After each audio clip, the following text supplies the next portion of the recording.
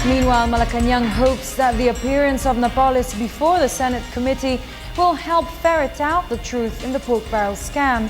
For the details, here's Elena Luna. The palace hopes that justice will be served as Janet Lim Napoles is set to testify at the Senate probe on the pork barrel scam. PCOO Secretary Herminio Coloma Jr. says they also hope that truth will be revealed in the process.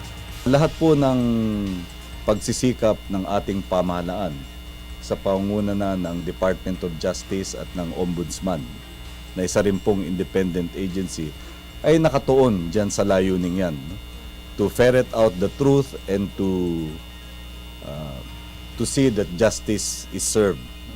Dahil po yung paglapastangan sa paggamit ng pondo ng bayan ay isa pong malaking krimen laban sa ating mga mamamayan.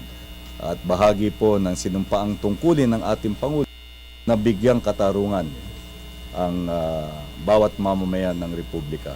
Kaya yan po ang nais nating matamo dito sa prosesong ito. Napoles is set to appear before the Senate Blue Ribbon Committee on November 7. But 2 weeks before the scheduled hearing, she was rushed to the hospital. Papaubaya po natin kay Secretary De Lima yung pag-assess ng situation kung yan po ay mabe-verify at mababalidate. Hihintayin po yung rekomendasyon ng ating prosecution arm, yung Department of Justice.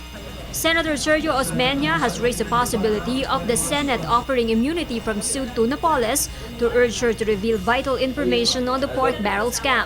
The palace official stresses the executive and the legislative are two equal and separate branches of the government.